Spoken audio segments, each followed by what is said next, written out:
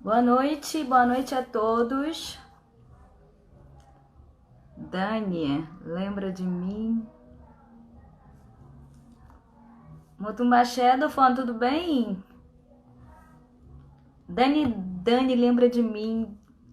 Da onde, Dani? Me diz só da onde pra mim, é porque a foto tá pequenininha, eu não consigo lembrar. Boa noite, aqui é de Carol.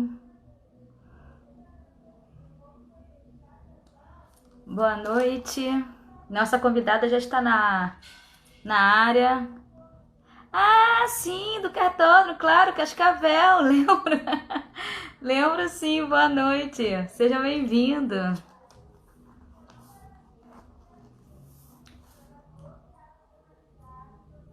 Cota, eu já vou chamar já já a senhora aqui, tá? Eu só tô esperando entrar mais um pouquinho, pessoal. Boa noite, Gamo, a benção. Tô esperando o pessoal entrar um pouquinho aqui para poder te chamar, tá? Do Fono de Xangô.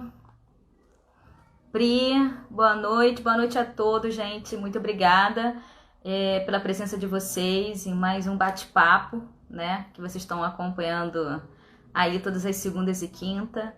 Eu tenho recebido bastante mensagens carinhosas de incentivo, gostando bastante dos convidados. Lógico, eu também estou amando. Eu só tenho a agradecer a todos que já passaram por aqui, a todos vocês que estão dedicando aí o tempinho de vocês para participarem. E a todos que vão vir passar ainda, claro. Boa noite, Dionísio. Bem-vindo.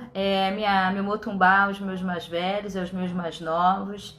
Me chamo Aretusa Joiá, sou Yalaxé, do Ileiá Umidaê, Axé Balaió, São Gonçalo, Rio de Janeiro. Sou filha da mãe Márcia de Oxum, tá? Obrigada, Ebon, amigão. Obrigada. Para mim é um prazer imenso ter pessoas como o senhor aqui, viu? Eu vou convidar, hoje a gente tem uma convidada muito especial, de Angola, Cota Kaya Aulé. É isso? Bom, ela vai falar melhor do que eu, né? Eu tô tentando, gente, fazer da melhor forma possível. Vou convidá-la para ela dar uma palavrinha aqui e se apresentar, dar um oi. Boa noite, Dedé de Florianópolis. Sara, boa noite a todos. Mais uma vez, obrigada, viu? Vem pra cá.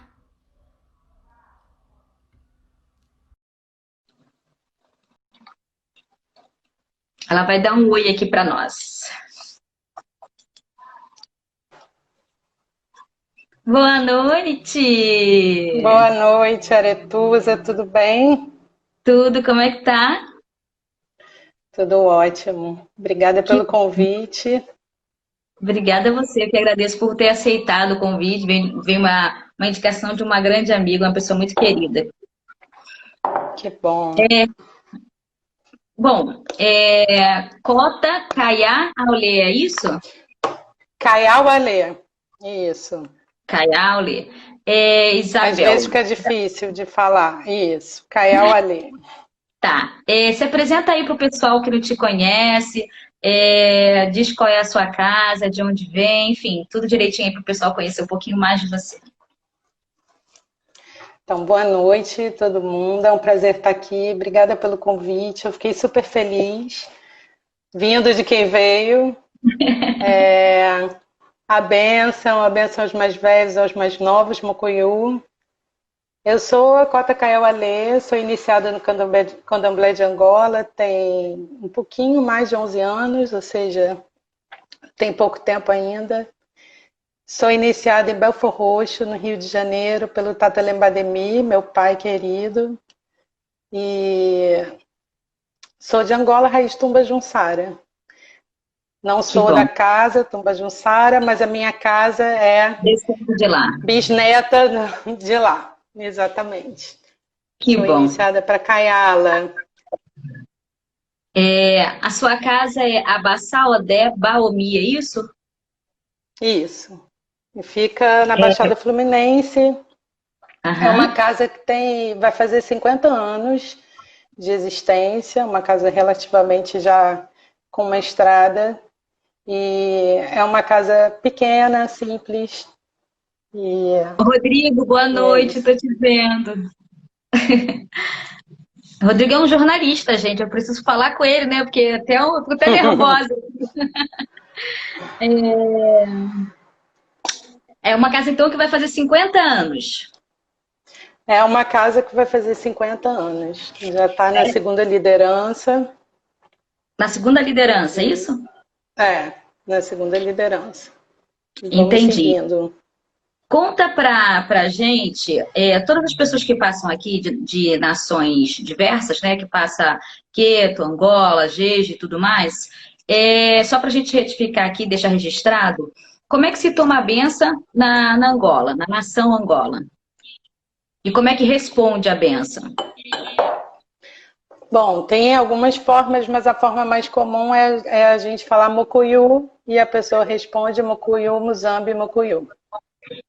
Essa é a Muito nossa bom. forma principal de tomar a bênção. Falando nisso, Mucuyu, minha mãe Cafu, que está aí, minha mãe Cafulandê. Benção, mãe. Fala um pouco, a sua casa é a sua casa, é a casa onde vocês descendem, que é tombada? Qual casa da família de vocês que é tombada? Não, Ou a está em minha processo? casa. Não, a minha casa não está em processo. Na verdade, é a casa do meu pai, do meu Sim, Tata Lembademi. E a casa que foi tombada é a nossa casa matriz, que é o terreiro Tumba Junsara, que fica em Salvador, fica na Bahia. É um terreiro que fez 100 anos no ano passado, está completando agora, dia 13 de junho, 101 anos. que lindo. E teve um longo processo de tombamento que teve o seu desfecho no ano retrasado, Então, tanto na no ano instância retrasado, que foi. federal quanto na instância estadual. Que ótimo. Em 2018, setembro de 2018, a gente conseguiu finalmente ter decretado de fato o tombamento na instância federal e na instância estadual. Esse Então, processo é a um processo importância é que é a casa demorado? matriz. Esse processo é um processo demorado?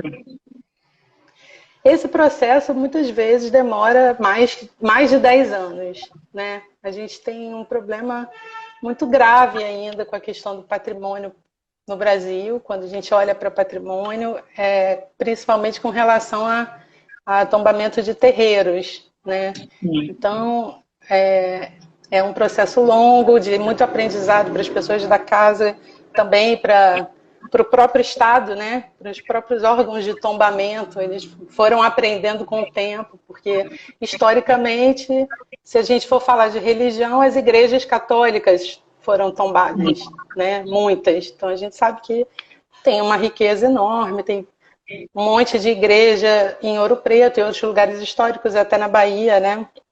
Que Sim. já tinham sido reconhecidas como patrimônio do Brasil. E Sim. o processo com os terreiros é um processo que vem acontecendo ainda com certa lentidão. Dos nossos terreiros tombados, se eu não me engano, são 9. Eu acho que são 9 ou 10 hoje em dia. Tem 8 na Bahia, né? 9 na É o Bahia e 1 Cantuário no também, é Maranhão, se eu não me engano. A Casa Branca, o Dantuá, o Tumba Junsara agora mais recentemente, que é a nossa casa, tem o Bate-Folha, enfim. do São jeito terreiros que é, muito do Routier. importantes também. Vodunzo também foi tombado também. O Vodunzô foi tombado. É, Mas a gente sabe que tem um monte de terreiros, inclusive no Rio, que é. são super Bem por outro. importantes e que vão passar, estão tentando passar pelo processo de tombamento. Eu acho que a gente não está num momento político muito favorável, mas a gente espera Melhor. que isso avance. Os terreiros precisam também ser reconhecidos como patrimônio, né? Deixa eu te perguntar. Quando essa história do tombamento, além de a gente saber já dessa demora, né? até se de fato, né, se tornar patrimônio. Você já disse aqui que demora em torno de 10 anos, né, que infelizmente é uma coisa muito morosa, mas isso tudo também envolve, até para poder acelerar esse processo, quando outras casas quiser também dar entrada, a importância das casas terem toda a documentação devida. Não é isso, Sim. Isabel? Fala para mim um pouquinho sobre o seu olhar sobre a importância, né? O que você diria para as casas, se você acha de fato importante as casas terem toda essa documentação em dia. Então, a documentação é muito extensa, ela não é produzida só pela casa, então ela precisa que as autoridades, que as instâncias públicas deem o máximo de assessoria possível. Nem sempre isso acontece, mas há uma tentativa de fato grande, né, desses órgãos de defesa do patrimônio, de conseguir um diálogo com as casas, e, enfim, são muitas conversas para que o processo se inicie. Então é difícil até a gente falar, não, tem que ter os documentos, porque a gente não sabe muitas vezes nem por onde começar, né? Bater na porta ali do IFAM, bater na porta do IPAC e falar, bom, queremos tombar, o que é isso, né? Sim. Então, até a discussão sobre o que é o tombamento, o que significa, o que aquilo vai significar para casa, são discussões que são complexas, né? E que devem ser feitas com toda a comunidade do terreiro e do entorno do terreiro. Não é uma coisa simples. Eu acho que o primeiro passo para isso, e uma coisa que é fundamental, é que as casas criem suas associações, que elas se oficializem enquanto casas de santo. Tem algumas pessoas que acham que isso é virar empresa, né? Assim, que vai por um lado de uma institucionalização que talvez não tenha a ver com candomblé, mas a gente discorda. A gente acha que é mais uma forma de enfrentamento, né, dentro da sociedade. A gente existir oficialmente, ter uma associação para botar projeto, para fazer reivindicações públicas, para conseguir mais facilmente acesso aos recursos públicos, porque é muito difícil se você não tiver oficializado, né, institucionalizado. Então, o primeiro passo, eu acho que é você fazer uma associação dentro do seu terreiro. Tem algumas iniciativas, inclusive no Rio, nesse sentido. Sim.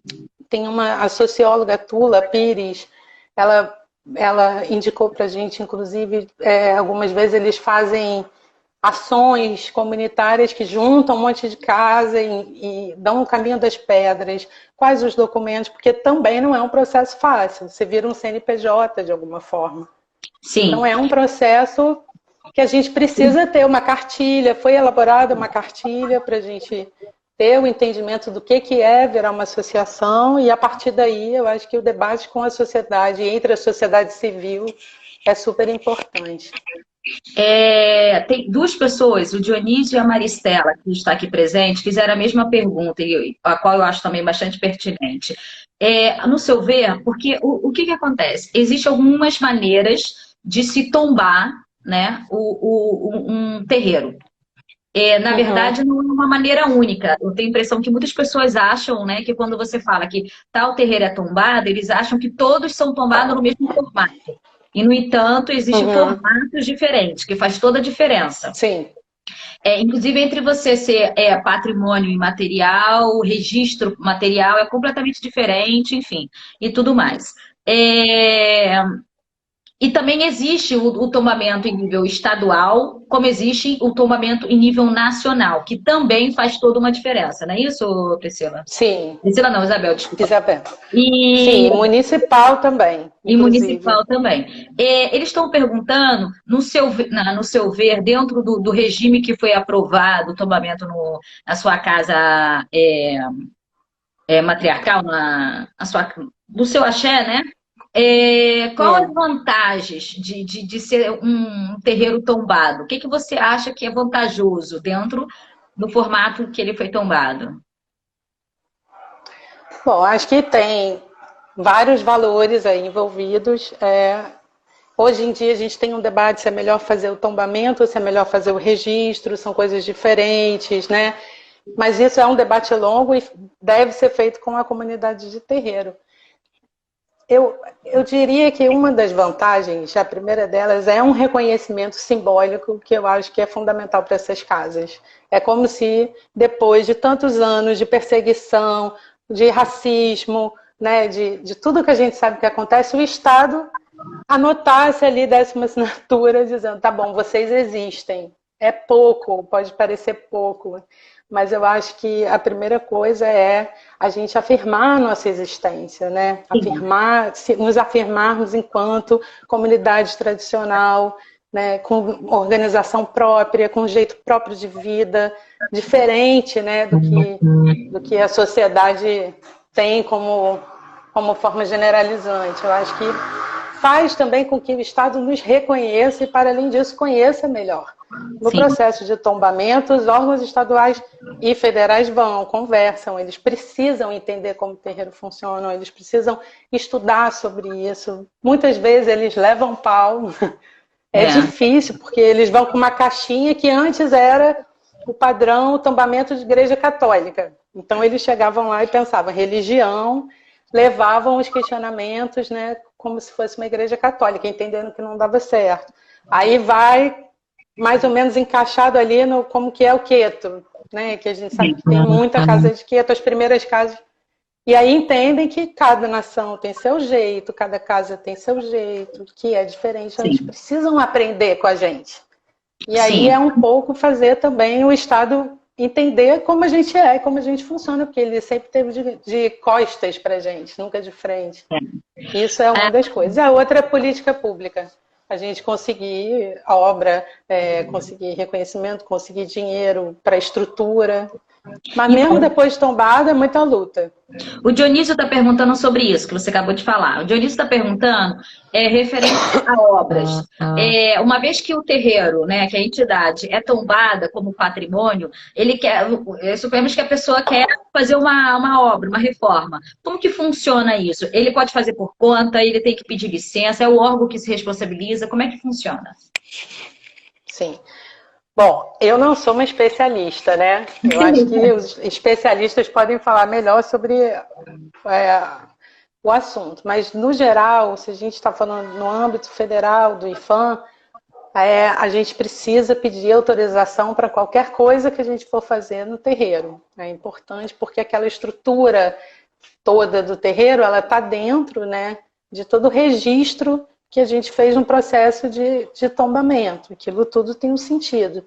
Na nossa casa, por exemplo, no Tumba Junsara, a parede do barracão é feita de uma forma específica, especial. Então, assim, se o objetivo é preservar também, a gente não pode sair derrubando e fazendo obra. São sempre obras acompanhadas pelos órgãos de proteção e salvaguarda dos terreiros. Mas é um processo, eu queria dizer que é um processo complexo, não é? Sim, então tá ali, avisa, faz obra, é tudo... são as mediações e negociações o tempo inteiro presentes nessa relação entre o Estado e as comunidades tradicionais de terreiro. A última pergunta sobre isso, porque senão as pessoas vão adentrar muito nisso aí. Esse assunto é importantíssimo. A Maristela fez outra pergunta muito boa, que ela perguntou o seguinte: qual foi as dúvidas da comunidade, a conversa, o diálogo, né, com a comunidade do terreiro, quando veio essa proposta do tombamento? Quais são os receios que a comunidade teve, né? Olha, a gente tem que pensar direitinho por esse motivo, com medo de situação. Teve algum diálogo nesse sentido? Teve algumas dúvidas nesse sentido? Alguns impasses? Sim, nós tivemos muitos impasses, por isso também demorou tanto. Eu acho que as pessoas que estavam realmente à frente do tombamento, principalmente meu pai Chuchuca e Paulo, que foram duas pessoas que trabalharam muito por esse tombamento, né? Eu cheguei bem depois, tiveram essa mediação toda que é feita com os órgãos públicos. Você tem que conversar com a comunidade de terreiro inteira, ou seja, todo mundo tem que entender o que é tombamento, o que vai trazer para a comunidade. A gente precisa entender por que a gente quer tombar. No caso do Tumba Junsara, foi bonito, porque o Tumbajussara tem mais de 500 casas da raiz, né, espalhadas, quer dizer, o Tumbajussara é uma casa só, que está em Salvador, mas tem muitos filhos, netos e bisnetos espalhados. E Sim. houve uma mobilização muito grande no Brasil todo com relação ao tombamento. Teve uma campanha que foi o Tomba Tumba, que foi uma campanha bonita e que mostrou que a comunidade estava debatendo e estava mobilizada para o tombamento da casa. E isso faz com que a gente reforce a nossa atuação junto aos órgãos públicos, né? Que a gente mostre uma força maior o nosso conhecimento, mas é um processo demorado porque não é fácil entender. Nem a gente entender o que eles querem da gente e eles também precisam aprender com a gente e entender como que a gente se organiza, né? Por isso a importância também das casas, elas serem organizadas não só em questão de documentação, mas em questão histórica. Porque quando você dá um tipo de entrada como esse, de patrimônio, seja material ou imaterial, você não pode simplesmente chegar lá, pedir algo e não ter prova sobre aquilo ali. Uhum. Né? Sendo que nós sabemos que nós somos uma religião oratória, que muito é passado, né, de pais para filhos, né, dos mais velhos mais novos. Nossos antigos tinham muita dificuldade de registros, né? Mas, mesmo assim, esses órgãos, né, que transformam o patrimônio, ele nos exige o máximo de informação e de documentação possível que comprove a história daquele legado, não é isso? Que comprove Sim. através de fotografias, de testemunho, porque testemunho também hoje é considerado. Exatamente.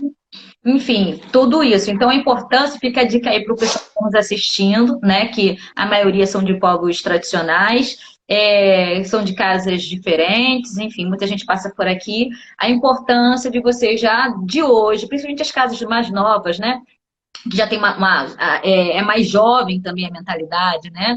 De pegar um grupo, de repente, dos seus terreiros mais novos, independente se a pessoa é boa ou não, mas que tenha a boa vontade, né? De ajudar a sua liderança, o seu Yalorixá, o seu Babalorixá, ter essa organização interna para que facilite, porque a gente tem cada vez mais tendenciar para isso, não é isso? Porque... Sim. Para a gente ter política, para a gente ter força em tudo na vida, a gente precisa mostrar organização, a gente precisa mudar um pouco essa mentalidade, né? Então é fundamental essa organização. Agora fala um pouco sobre a sua profissão. O que você faz? Fala pra gente. Bom, eu trabalho com audiovisual, trabalho com vídeo e acho que caiu. E também sou antropóloga. Trabalho, tenho esses dois ramos aí, esses dois caminhos. O que você gosta mais de fazer atualmente? Bom, atualmente eu estou gostando muito de ficar em casa. Eu também. Bom, atualmente eu estou preferindo. Mas eu acho que o trabalho com vídeo é um trabalho sensacional. Eu acho que é um trabalho que permite que a gente olhe o mundo de uma forma diferente e, enfim, e que também transforme o mundo.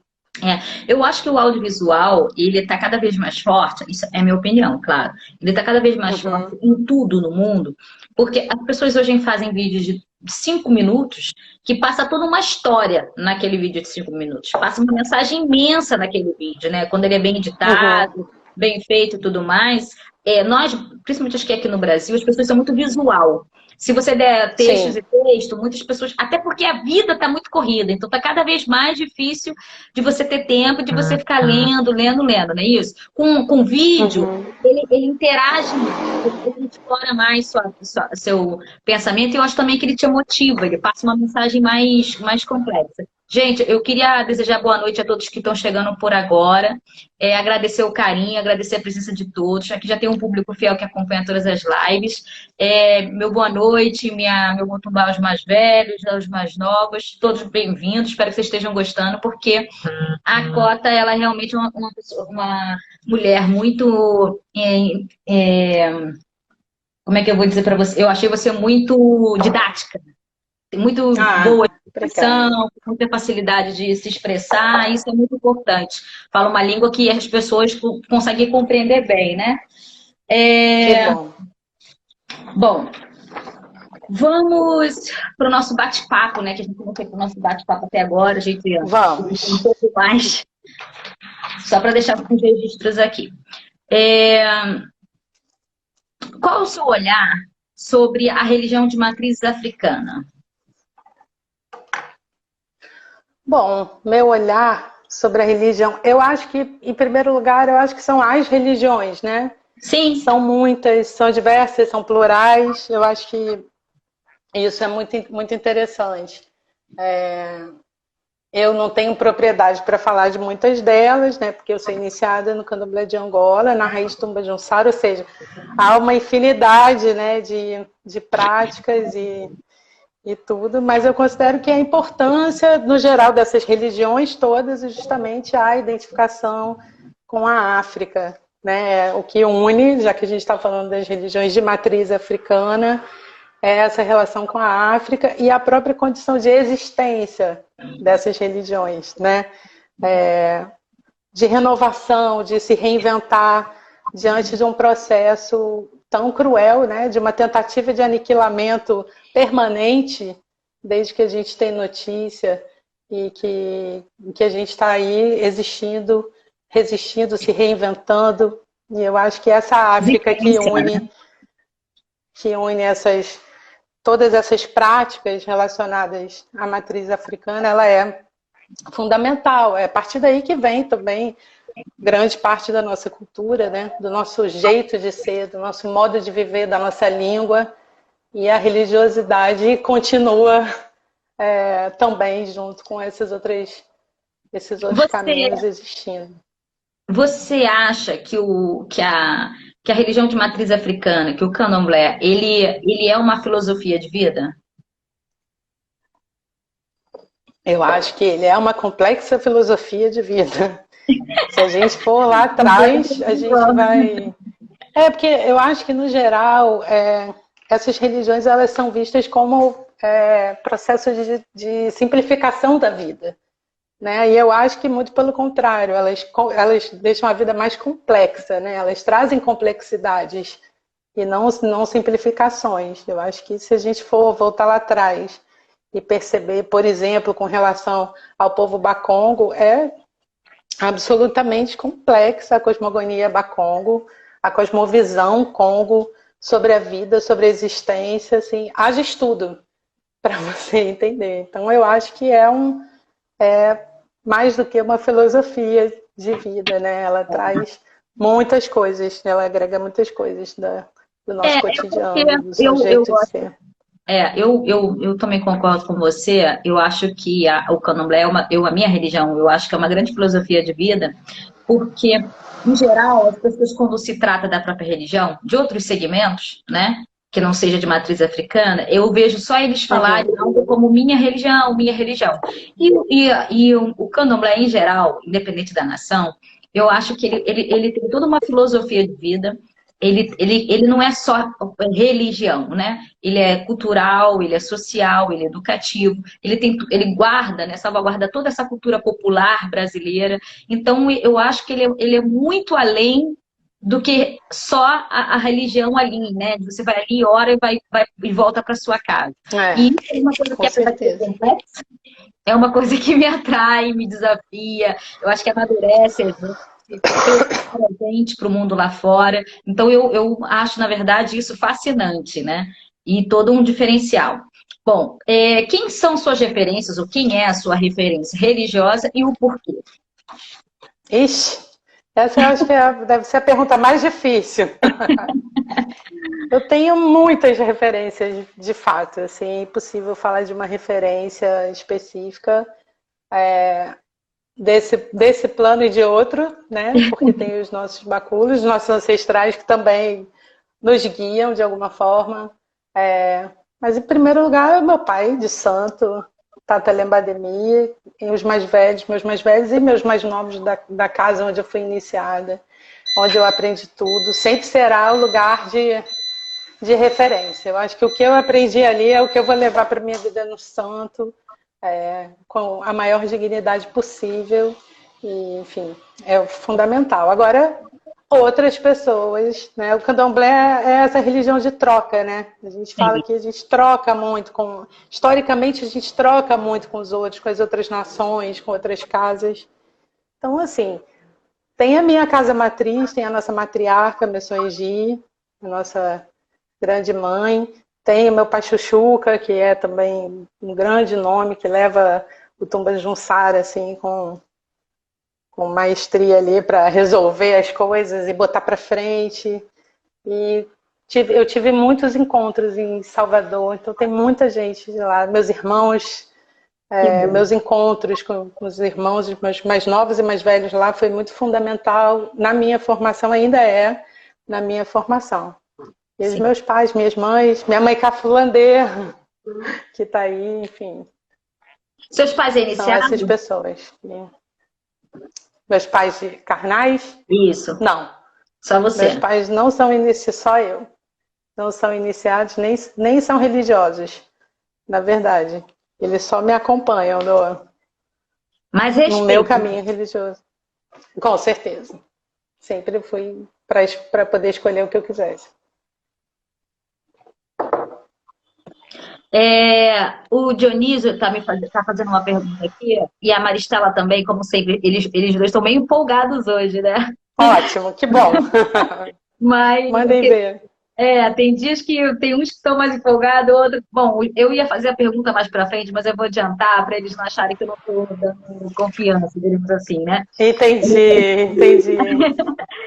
A Maristela está perguntando como é que está a conduta, não só do seu axé, né, da casa do qual você pertence, como também do Tumba Jussara, em tempos de Covid-19. Vocês suspenderam, vocês estão tocando com um grupo menor, enfim, como é que a casa está se colocando nesse momento?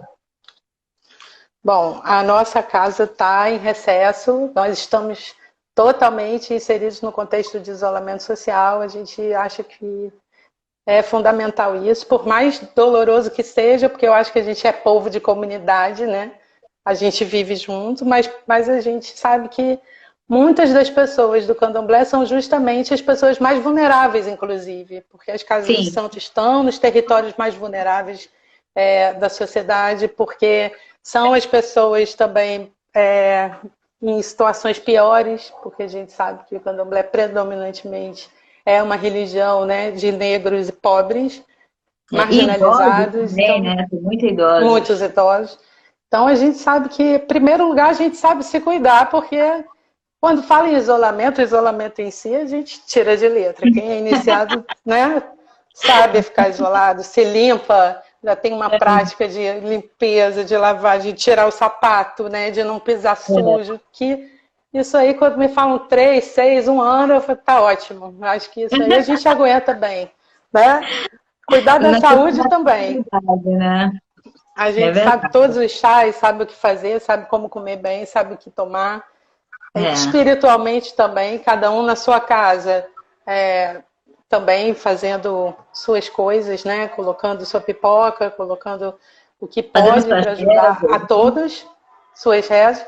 Agora a gente é de comunidade, então também é muito difícil. E a gente precisa cuidar um dos outros, porque a gente é, em grande maioria, povo vulnerável, abandonado pelo Estado, né, em piores condições. Então eu acho que isso aí é que é problemático. Mas eu acho fundamental que as casas sigam. A gente fez uma campanha que se chama Cura da Terra. Que linda. É uma campanha que várias casas participam, de Salvador, do Rio de Janeiro, de vários estados. Nem vou falar todos, né? Minas Gerais, enfim. Várias lideranças religiosas toparam participar, então toda segunda-feira, 19 horas, a gente coloca junto, porque a gente acha que essa força, cada um no seu canto, mas a gente coloca junto a nossa pipoca, ou acende a nossa vela, ou faz a nossa reza. Sim, muita não gente precisa de muito. A gente sabe que no candomblé uma vela já é muita coisa, né? Um milho branco é muita coisa, uma pipoca não precisa de muita coisa. Vamos ficar quietinho e rezar pedindo pelos nossos também. Mas não é só rezar. As mobilizações, quantas casas de santos estão arrecadando cesta básica, distribuindo para a comunidade. Enfim, A gente sabe que a gente é um povo que se preocupa, né? Que a gente se cuida e se preocupa com os outros. Eu acho que as casas de santo devem e tem que ir por esse caminho. Sim, falando em ajudar, nosso terreiro também puxa uma campanha que se chama Matrizes que Fazem por Todos. A gente tem até uma página no Facebook, Matrizes que Fazem por Todos, lá tem. Normal, normal. Panelaço. Não tem controle sobre isso. E aí a gente puxa essa campanha. Conforme a gente vai conseguindo maior quantidade, a gente divide com outros terreiros, né? Outros irmãos de outras nações e tudo mais. Então, toda live eu sempre deixo aqui registrado. E a gente aceita ajuda de qualquer lugar do Brasil, do mundo, enfim, porque a ajuda é sempre muito bem-vindo. E a gente sempre dá prioridade, em primeiro, ajudar os filhos da casa, porque você sabe que em terreiros tem muito autônomos, muito artista, enfim, domésticas e tudo mais. E a comunidade no entorno, que também é fundamental a gente conversar com a onde os terreiros se localiza. Então, quem puder ajudar, entra lá, Matrizes que Fazem por Todos, é muito bem-vindo. A pergunta do Dionísio. A pergunta dele também é muito pertinente. Ele disse que você, como um profissional, né, do audiovisual, qual é o seu olhar sobre... Adoro essa pergunta, sou obrigada a me dizer. Claro, vamos as que vamos. filmagens que estão sendo, algumas filmagens que são expostas da nossa religião em redes sociais. Sim. Bom, eu gosto desse assunto também, na verdade. Eu acho que a gente precisa falar sobre isso e se posicionar, né? Inclusive, tinha duas pessoas aqui que já apareceram, eu sei que trabalham com isso, queridos. Carol Merá tira fotos maravilhosas, estava por aí, não sei se ela ainda está. Meu irmão Caio também. Eu acho que, bom, em primeiro lugar, eu acho que cada casa sabe o que deve fazer. Então, eu respeito a casa que filma, não serei eu que vou falar não é para filmar, tá certo, tá errado, porque eu acho que é de cada casa, é de cada liderança. Eu, particularmente, acho que...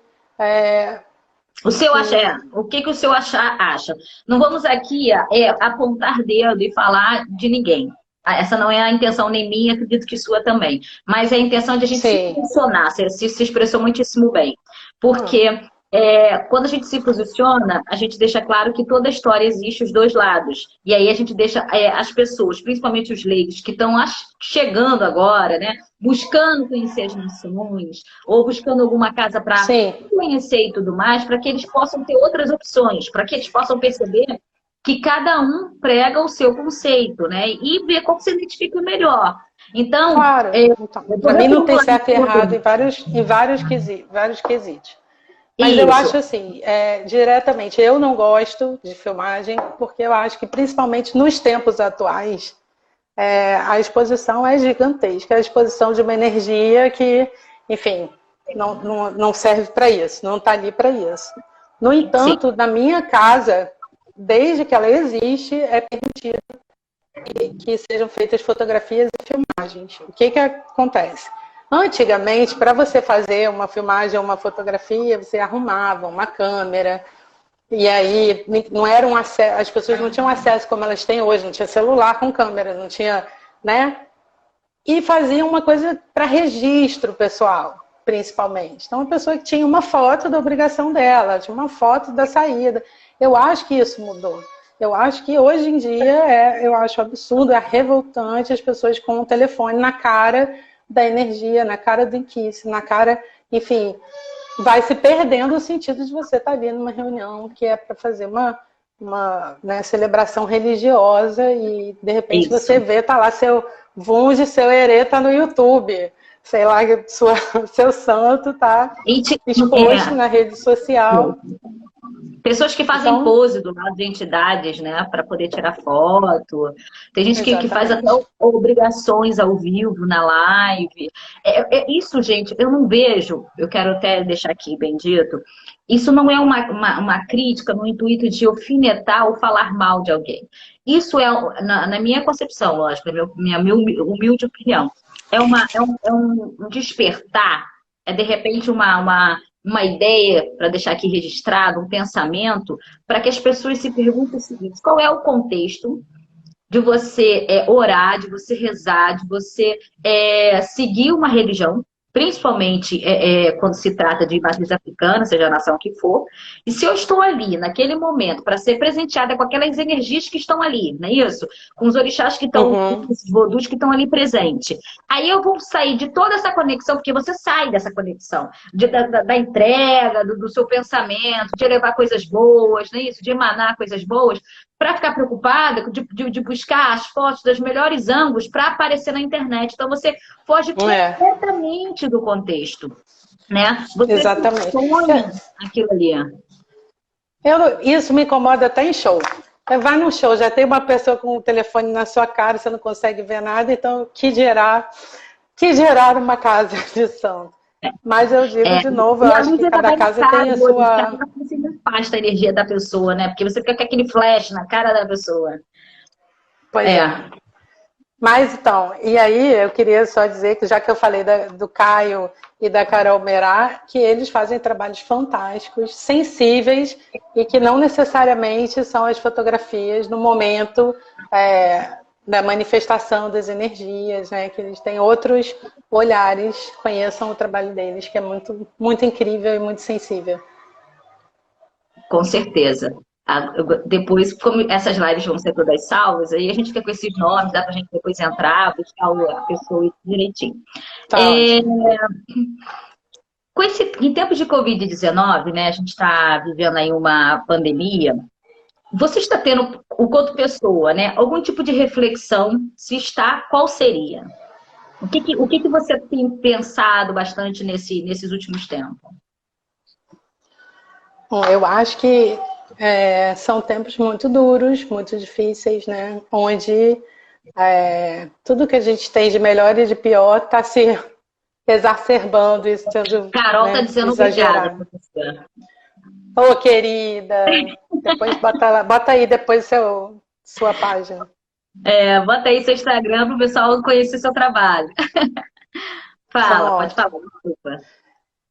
Eu acho que são tempos muito difíceis, como eu disse, eu acho que para povo de santo mais ainda, né? Então a minha reflexão vai no sentido de que a gente precisa estar junto, precisa se proteger, precisa se reinventar diante disso, que as nossas redes de solidariedade, que o Candomblé sempre teve, que eu vou reafirmar aqui, a gente precisa trocar, a gente não pode perder essa troca, elas têm que ser cada vez mais estreitadas nesse período também. A distância, mas é fundamental que a gente se cuide um dos outros, porque está cada dia mais difícil e para o povo de santo, para a população negra e pobre principalmente. Então, acho que é a hora da gente ser combativo, a gente precisa falar sobre isso, a gente precisa se reafirmar enquanto povo de santo e precisa trocar e se cuidar. Enfim, esse tempo de vírus, para mim, a transformação, tem gente que fala, né, que é outro mundo, que a gente...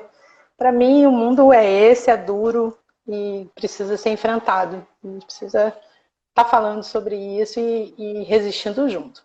Eu acho Sim. que são tempos muito duros e perigosos. E o povo de santo, vulnerável que precisa se juntar cada vez mais. Então, agora você tocou num assunto que tem muito a ver com essa proposta do bate-papo. Primeiro, eu queria só deixar registrado aqui que eles gostaram bastante da sua explanação, estão aí conversando livremente no bate-papo. A gente ama falar, povo de santo ama falar, né? Vamos combinar. Tudo na oralidade mesmo. O Babadário também está participando aí da live e disse também benção, que meu pai! ele vai participar aqui, gente, com a gente quinta-feira. Quinta-feira será com o Babadário de Ossanho. Babagoeria. Ele está dizendo que ela faz realmente serviços lindos. Aliás, já teve uns 5 aqui dizendo que ela realmente trabalha muito bem e que faz registros. Gente, ela trabalha. Que bom, que bom. Tudo bem que ele é suspeito, que ele é o pai dela, ela é filha dele. Entendi. Mas assim, é real, ela é muito boa. Que bom, que bom. Bom, você falou uma coisa aí que eu acho também muito, muito bom, de você dizer da importância de nos unirmos e de cada vez mais ampliar esse diálogo, né? Eu acho que Uhum. o que me levou inicialmente foram duas coisas que me motivaram a elaborar esse bate-papo, né?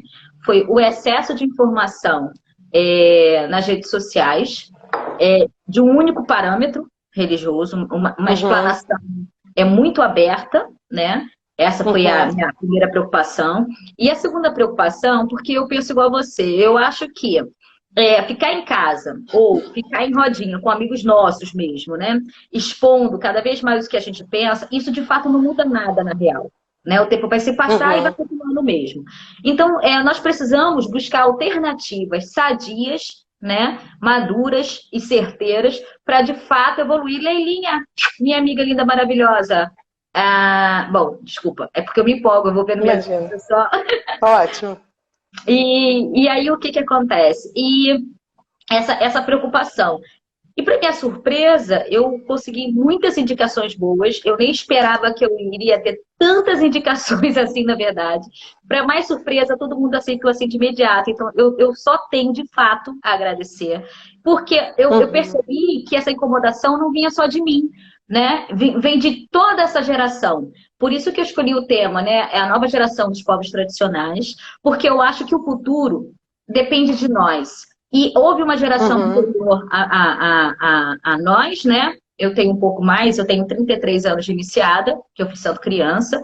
E o que que acontece?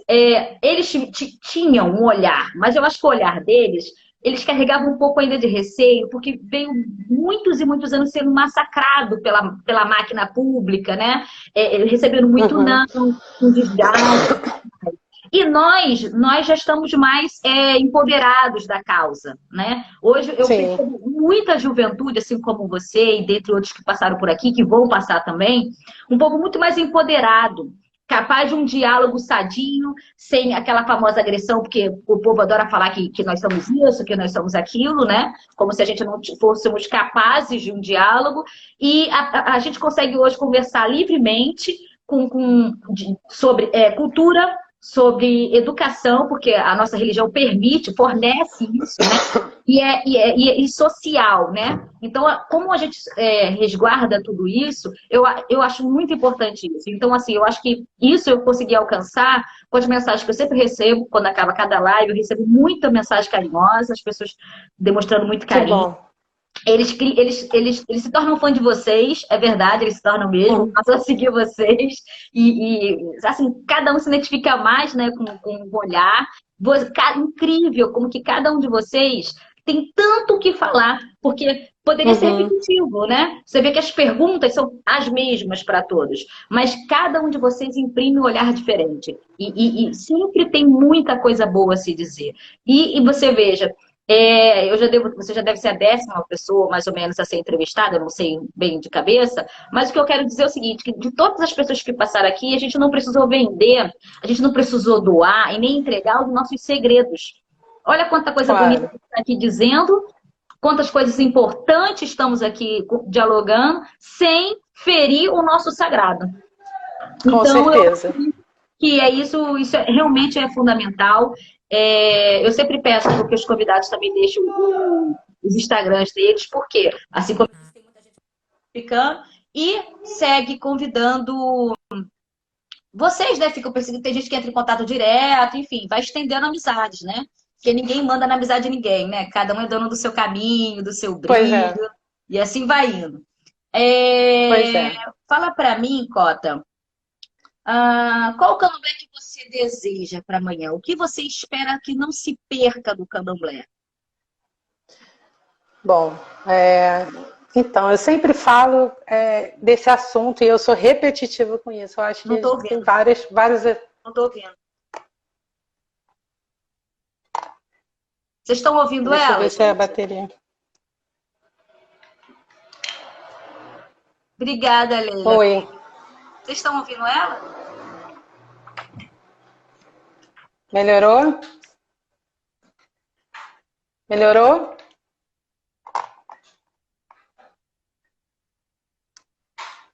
Tá me ouvindo agora ou Não não? está ouvindo.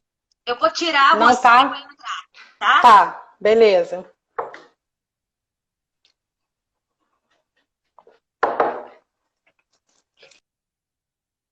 Eu vou convidar ela novamente, gente, porque eu parei de ouvir. Vocês também pararam de ouvir ela?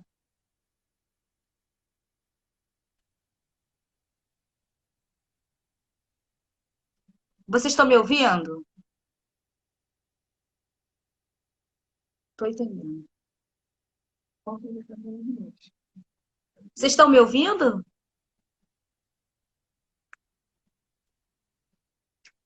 Tá, vocês não. Tá me ouvindo, Amanda? Não tá me ouvindo?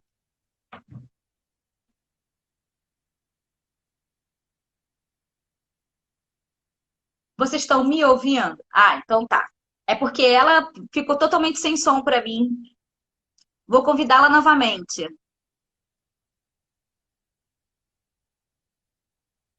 Gente, eu espero que vocês estejam gostando, porque eu tô adorando. Ela já volta aqui já. Oi, Oi, tá não tô ouvindo? te ouvindo. Não tá me ouvindo? Não tô te ouvindo. Gente, não Vocês estão sei o que ouvindo que tá ela? sendo. Ah, estão. O meu tá Vocês sem estão ouvindo som? a Cota? E ela também. Eu não tô ouvindo ela. Deixa eu ver aqui o meu celular. Não é o meu som, peraí. Vocês estão ouvindo as duas. Eu é que não tô ouvindo ela. O que que eu fiz então? Você tá me Será ouvindo? que você. Eu ouço Tô bem. te ouvindo. Bem Ah, então baixinho. pronto. Pode Então falar. pronto, deixa eu me aproximar para ver se melhora. Agora eu tô te ouvindo. Tá. Então, eu estava falando que, primeiro que eu sempre falo que eu acho que a gente tem que fazer um candomblé com dignidade. Parece uma coisa simples, mas é muito importante. Então, toda vez que eu vejo um irmão abrindo casa, uma pessoa que eu gosto muito, que eu confio, jovem, abrindo casa, eu fico muito feliz, porque eu acho que a gente precisa seguir fazendo candomblé com dignidade. Outra coisa que eu acho fundamental é que as trocas continuem acontecendo. Que a gente não perca essa característica fundamental, essencial do candomblé, que é trocar. Então, eu acho que a gente aprendeu isso com os mais velhos. Nossos mais velhos permaneceram, né, fizeram com que o candomblé permanecesse também, porque haviam muitas trocas.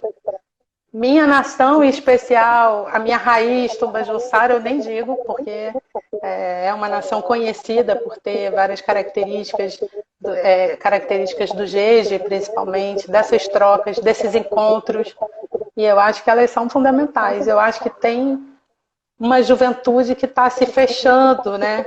Deixando de trocar, deixando de falar com o outro, que eu acho que a gente não pode perder isso. A gente aprende trocando, ensinando, aprendendo, falando, né? Então Sim. isso eu acho que é fundamental para o futuro mesmo do candomblé. E a outra coisa, a gente estava falando você falou das violências que a gente sofre, que a gente denome isso, que é racismo, né? É racismo. E a gente precisa se juntar, assim, também pela sobrevivência do candomblé, mas muito além disso, para falar sobre o racismo, para combater o racismo, para combater essas violências. E sempre dando nome, que eu acho que é fundamental. Sim. É, alguém perguntou aqui, agora eu não tô. Deixa eu ver se tem, se eu vejo aqui. Ah, o Júlio, nosso grande professor aqui, que no outro dia participou da nossa live surpresa. Muito bom. Ele é professor da História da África, de São Paulo. Ah, que bom, que Ele está legal. perguntando, Cota, ele pediu assim, ó, pergunta a Cota Isabel o que que ela acha sobre os livros que tem os cânticos, né, de Angola com a tradução. Vocês hoje estão gostando, né, de fazer essas perguntas para Tô mim. empolgado, tô empolgado. Vocês estão a cada pergunta. Eu disse que você era bastante didática, aí eles estão Pronto. empolgados. Bom, eu não conheço, para falar bem a verdade, eu sou um pouco por fora desses livros, né, mais atuais. Eu acho que é muito interessante a gente saber o que a gente está cantando. Eu acho que é um processo longo no candomblé, um aprendizado. Ninguém entra sabendo Yorubá, ninguém entra sabendo Quimbundo, Kikongo enfim, né, é um processo que você passa de reaprendizado dentro do candomblé. Você reaprende no seu renascimento. Começa pelo seu nome. Na Angola, a gente começa pela Digina. E com o tempo você vai aprendendo mais. Então, eu acho que não há livro nenhum, né, que substitua o seu aprendizado dentro da casa de santo. O que eu aprendi na minha casa, que significa aquela cantiga, que significa aquela reza, é o que eu vou levar quando eu estiver rezando. No entanto, eu acho muito interessante o movimento que vem sendo feito, que é do aprendizado da língua. Eu acho que isso é rico, eu acho que isso reforça a nossa identidade, reafirma a nossa força, nos reafirma como cidadãos dessas comunidades tradicionais, olhando para si próprios, né? Nos dá ferramentas também, né, de entendimento do mundo, de entendimento da religião. Então, assim, eu sou a favor da gente aprender.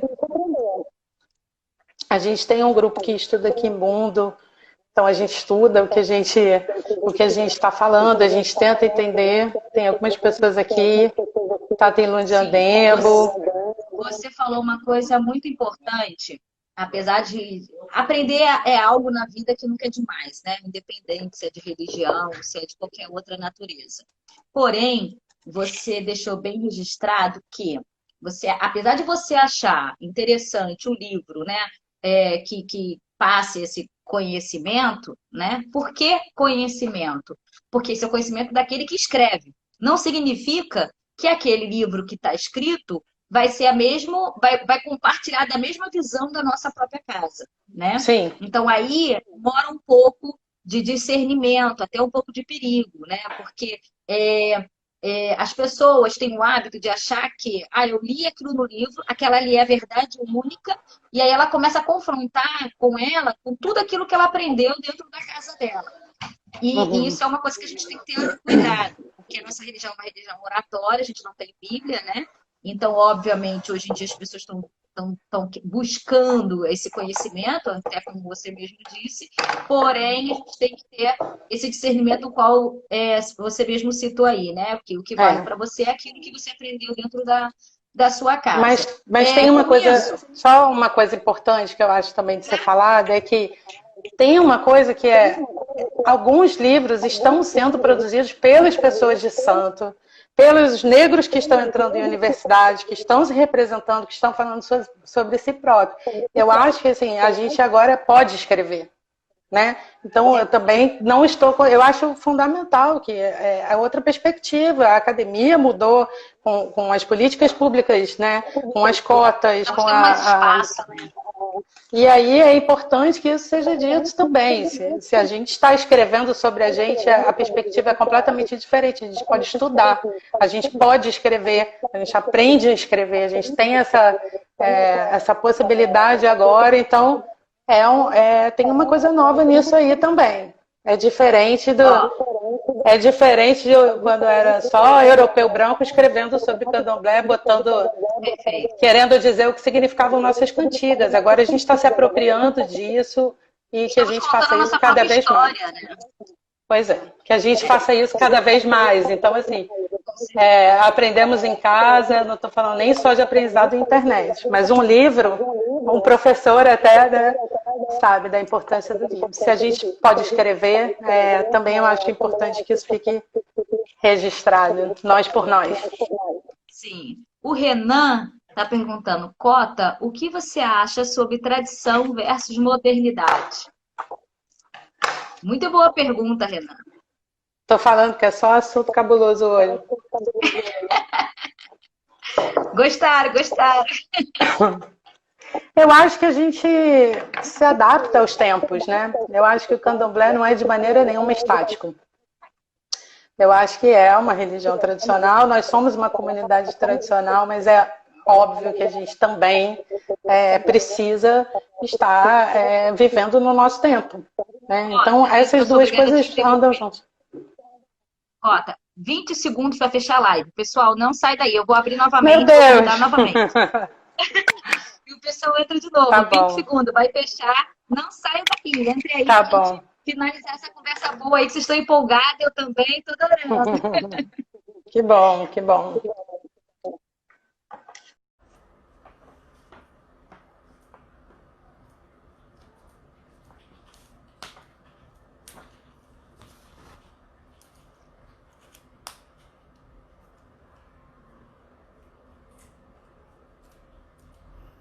Gente, eu queria desejar mais uma vez boa noite. Boa noite a todos. Meu muito obrigada a presença de todos. Espero que vocês estejam gostando, porque eu estou amando. Ela é realmente muito boa, muito didática, muito esclarecida, muito tranquila, numa fala bem pertinente. E eu tô amando. Para mim, cada live está sendo prazerosa. Eu tô guardando com muito carinho, tô aprendendo, tô trocando, tá? Tá muito bom. Espero que a gente tenha conseguido, né, deixar aí salvo. Ah, lembrando que todos os bate-papos, todos, daqueles que já passaram e aqueles que vão passar, estão salvos no canal da minha mãe. Mãe Márcia de Oxum Oficial. Mãe Márcia de Oxum Oficial no YouTube. Todos os bate-papos estão salvos lá. Então, se vocês quiserem, né, ver algum bate-papo lá que já passou, as pessoas que já passaram por aqui, enfim, fiquem à vontade, é só entrar lá que vocês vão ver, tá? E da Bel também, querida, vai estar salva lá. Amandinha, querida, beijos, boa noite.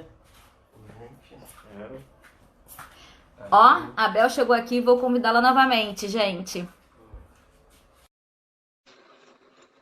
Chega pra cá, Cota Isabel. Voltamos. Desculpa ter te interrompido, mas porque a live ia fechar e dá uma satisfação. Sim.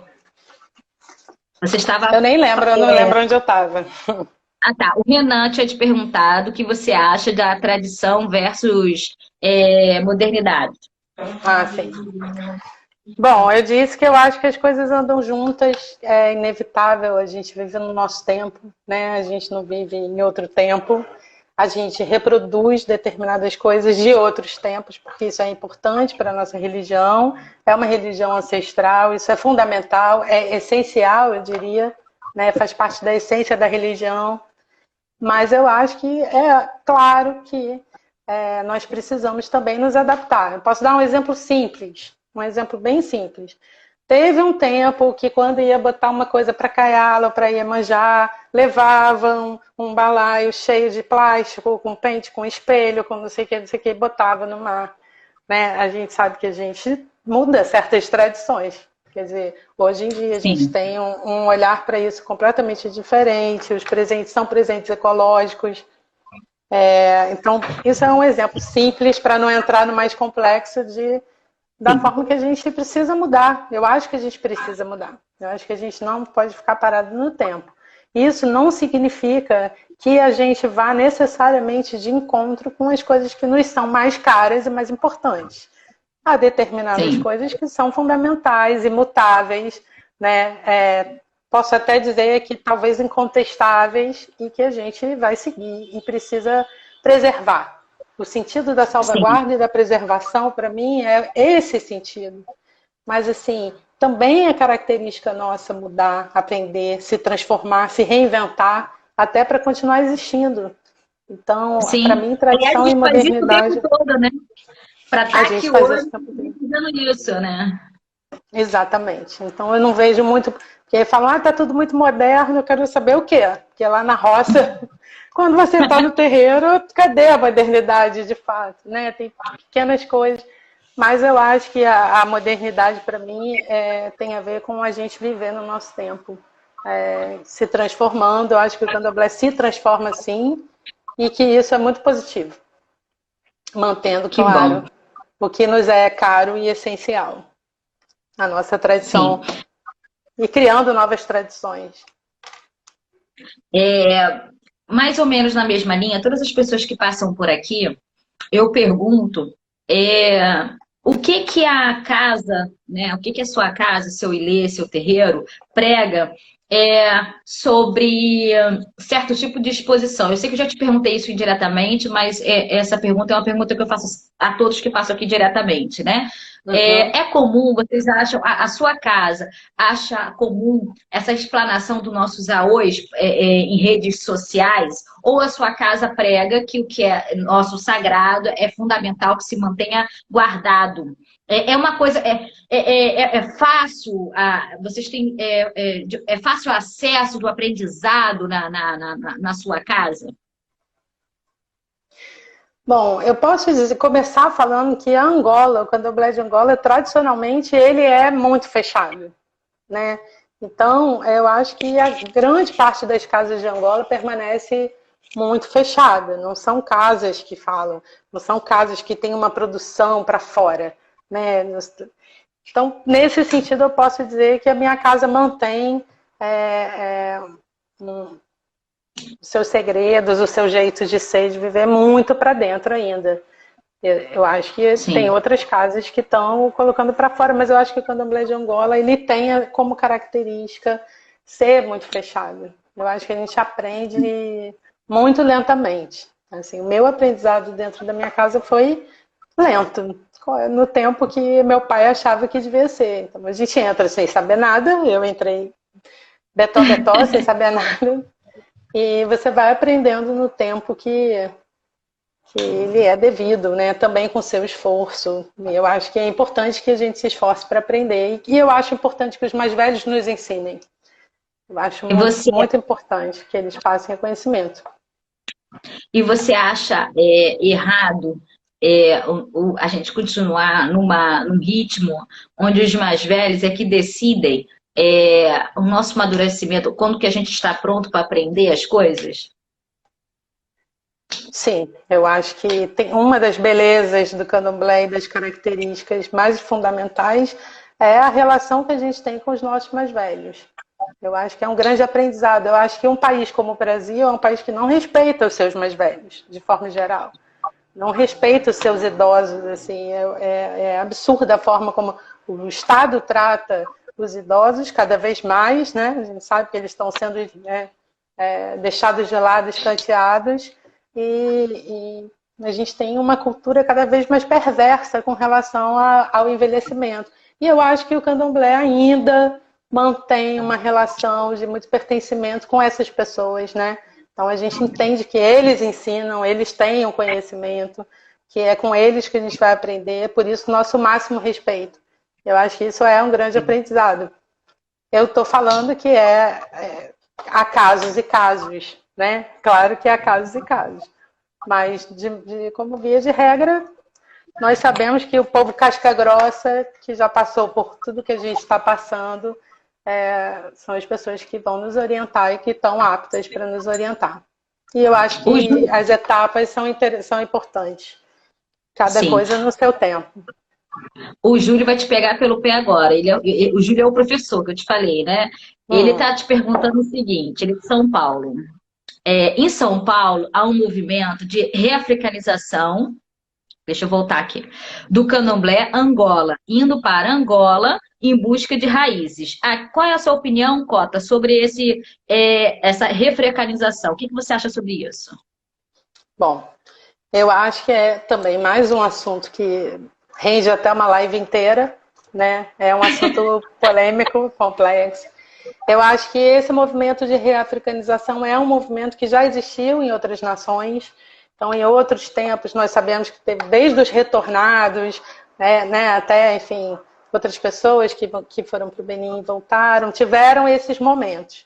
E que o candomblé de Angola, de fato, tem muita gente indo para a África em busca de outros conhecimentos. Essa palavra, reafricanização, eu acho que é uma palavra que a gente tem que pensar, né? O que seria essa reafricanização a partir das perspectivas do que é Angola hoje, e Angola e Congo.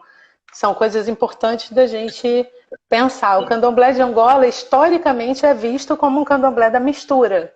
Inclusive, é historicamente estigmatizado, né? E sofre certo preconceito, até mesmo entre o povo de santo, historicamente, por conta dessa mistura, como se outras nações fossem mais puras ou mais africanas.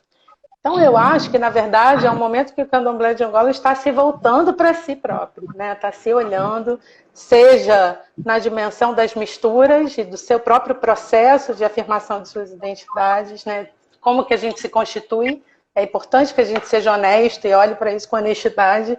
Enfim, trocando com Gege, pegando um pouco daqui, ou da onde a gente vem, a gente está se procurando ainda, né? Então, quanto com relação ao que é nosso específico de Angola. Então, acho que tem todo um movimento de, como eu já falei, estudar a língua, aprender quimbundo, estudar o que são características nossas. Tem terreiros que estão deixando de falar palavras que vieram do Iorubá, outros não, outros fazem, continuam, porque aprenderam com seus mais velhos que aquilo ali vão falar como se fala em Iorubá e não em quimbundo. É um processo complexo. Eu não sei bem o que é essa Angola hoje, né? E como é esse processo de reafricanização na dimensão da modernidade, na dimensão da Angola hoje. Eu sei que com relação à língua a gente tem muito para aprender, sim. E sei que o mais importante é que a gente esteja pensando sobre isso o tempo todo. Sim, essa reafricanização é um termo que tem sido usado muito forte, eu acho que nível Brasil hoje, né? Mas não só da Angola, eu penso que tem um grupo aí querendo fazer isso em todas as nações. Mas o Renan, ele disse uma coisa muito sábia aí, na minha opinião, que eu não entendo também muito bem essa necessidade desse processo.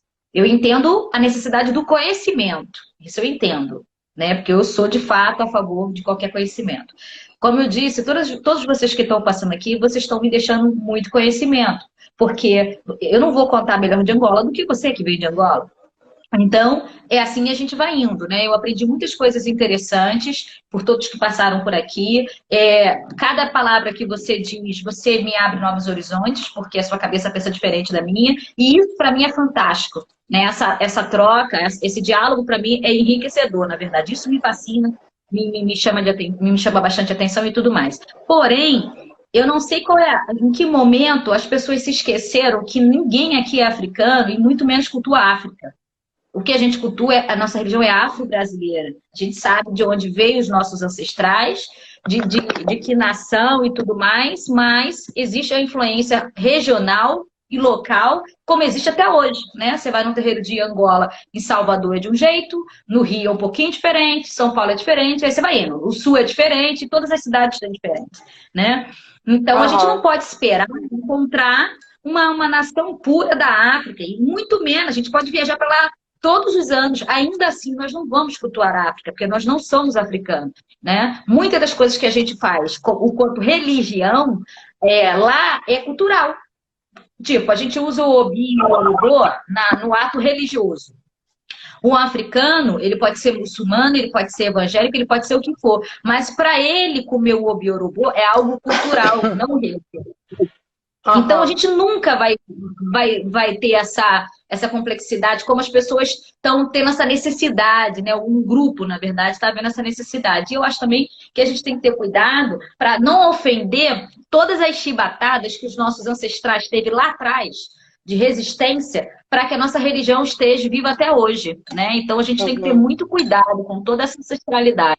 Esse é um pensamento, né? Que eu realmente me preocupo também em relação a isso. Eu acho finalizando essa parte, que vontade, claro. Eu acho que, especialmente falando de novo da minha rede do Candomblé Angola, chegou aqui, toca para caboclo, sabemos que tem um contexto para isso, ou seja, não necessariamente, assim, essa mistura, quando falam das misturas, ela é cruel num ponto, porque quando ela vem da opressão, ela é muito cruel. Mas tem a mistura dos encontros, né? Dos encontros com os caboclos, com os donos da terra, dos encontros com outras nações do candomblé, que são encontros fundamentais e que não vêm necessariamente, né? Essas misturas, esses encontros não podem ser vistos de forma estigmatizada. E, por fim, sim, o candomblé é afro-brasileiro, não tem a África. A gente sabe que é outra África, inclusive, hoje, mas, mais uma vez, lembrando que é uma religião negra para negros, Sim, dos negros, né? Africana nesse sentido também. É isso. sim. O ND Vanderlei, desculpa, mas eu não estou conseguindo entender. Mas enfim, é isso aí.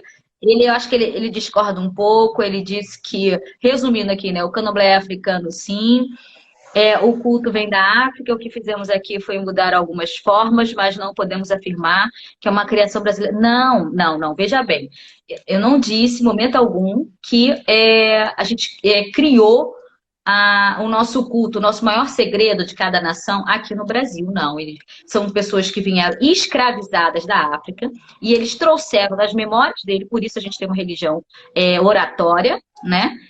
O professor Júlio, que estuda a história da África, pode me corrigir, né? Eles trouxeram na memória deles o fundamento de cada região deles, porque cada um vem de uma região diferente. Daí vem os povos, né? O Banto, o Euefon e tudo mais. E aqui eles tiveram que fazer adaptações no Brasil para resistir todas essas nações até o dia de hoje. Porque naquele tempo da escravidão, eles não poderiam cultuar o Quanto Orixá, porque eles eram massacrados, mortos, porque a igreja dizia que eles demonizavam, né? Que eles estavam orando para demônio. Então, até tem a história muito interessante, que no memorial da minha mãe tem um Santo Oco. Você conhece a história do Santo Oco? Não. O Santo Oco é uma coisa muito interessante, né? Que são santos católicos, daí criou como é que fala? Secretismo, né? Aí eles Uhum. pegavam o santo, ou de barro ou de madeira, faziam um buraco embaixo deles e botavam ali os otais. E criavam os otais dele como se fosse de Umbanda, né? Com os santos católicos. E aí, quando Uhum. vinha alguém, você tá rezando para demônio? Não, tô rezando para Santa Bárbara, mas ali embaixo de Santa Bárbara tinha um Ocutá de Yansan. E aí era uma maneira que eles tinham de resistir, de trazer isso aqui, né? Então, isso é uma história bastante antiga, historicamente. Então, por isso que nós dizemos que a religião é afro-brasileira. Todo o nosso maior segredo veio desses negros escravizados. Eles não eram escravos, eles vieram escravizados, né?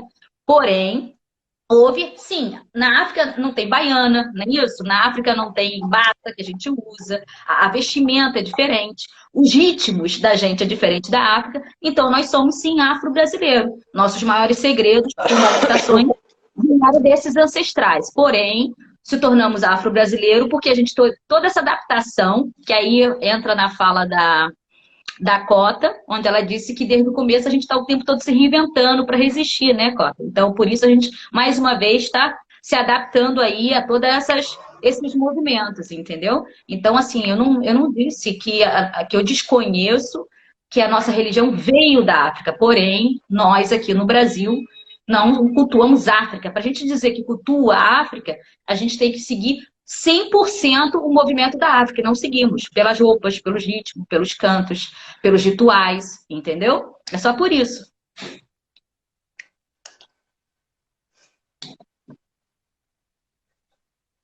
Bom, eu acho que eu consegui falar mais alguma coisa em relação a isso. Vejo que para cada um está enquadrado. Bom, isso é só minha opinião, claro, eu não sou dona da verdade, isso aqui é um bate-papo, né? Um diálogo, não é um monólogo. E eu acho muito interessante essa interatividade, acho extremamente positivo, né? Sim, Cada claro. pergunta que essas pessoas fazem revela novas posições para todos nós, né? E é isso, essa é só um olhar, porque, como diz a Isabel, é bom a gente buscar, estudar, né? Para a gente poder entender um pouco mais a história culturalmente, independente de fundação, historicamente. Bom, eu queria fazer uns agradecimentos. Se importa, Isabel, só um pouquinho para mim fazer uns agradecimentos Claro que não. pessoal. Fica à vontade. Queria agradecer a minha mãe, a mãe Márcia de Oxum. Queria agradecer a Andrew César, que é a pessoa que faz a parte do web design aí, dos cards, da campanha e tudo mais. Ao querido Marcelo Flitz, que ajuda na divulgação dos bate-papo. Ao seu Cosme Félix, que também é dono da Tribuna Afro-Brasileira de São Paulo. A todos que estão aqui presentes, claro. O canal da África na Mente, que é da querida Silvani, né, que também apoia esses bate-papos, também é um canal muito interessante para o nosso povo.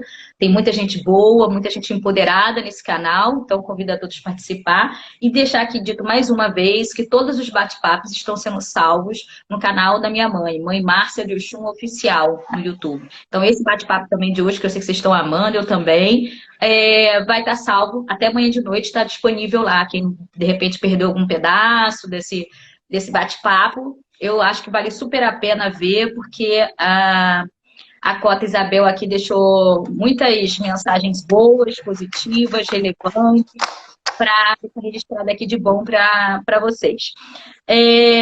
Queria agradecer a presença de todos mais uma vez, dizer uma boa noite para vocês, muito obrigada de coração. Dizer que quinta-feira que vem a gente vai estar aqui disponível no mesmo Instagram às 20 horas, toda segunda e quinta às 20 horas. O próximo convidado é o Abadário, né, Firmino, Jossan, daqui do Rio de Janeiro também. E ele vai estar presente aqui, vai dar a honra aqui da presença dele para deixar também mais uma mensagem boa e construtiva para vocês.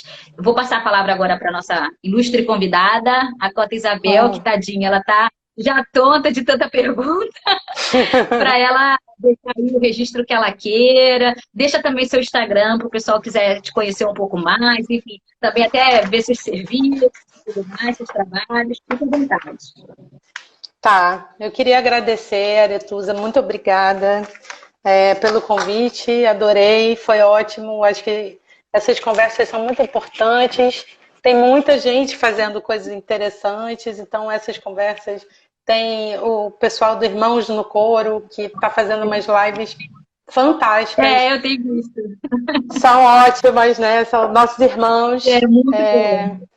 Eles são muito bons. Tem o próprio meu babá, Dário Firmino, meu amigo, meu irmão, também está fazendo entrevistas. Então, assim, vamos reforçar que essas iniciativas são super legais, interessantes. E é isso. Agradecer a todos, meu Mucuyu, bênção aos mais velhos e mais novos. Muito obrigada pelo convite, eu adorei. Que bom que você gostou, de verdade, meu, muito obrigada também. Espero que tudo isso logo passe. Eu tenho ótimos planos para todas as pessoas que estão passando por aqui. Eu acho que a gente pode construir um grande diálogo, né, com essa nova geração, porque eu percebo que, apesar de cada um ter um olhar, uma maneira de se expressar, todos nós temos a mesma intenção, de construir, de salvaguardar, acima de tudo, a nossa tradição, né? De proteger as nossas nações. Então, eu acho que esse é o caminho. Eu percebo que eu tenho me esforçado também bastante. Eu sempre pergunto, né, como que toma a benção da nação, cota, o que significa cota, para que as pessoas de outras nações aprendam, né, e comecem a se empoderar e ter a reciprocidade, né, porque se a pessoa me tem um carinho de me chamar de Ebome, eu tenho que ter, né, o carinho e a reciprocidade também, de reconhecê-la como tal, porque, como dizia minha mãe, nenhum de nós é tão bom quanto todos nós juntos, né, então eu acho que juntos, com certeza, sempre somos mais fortes.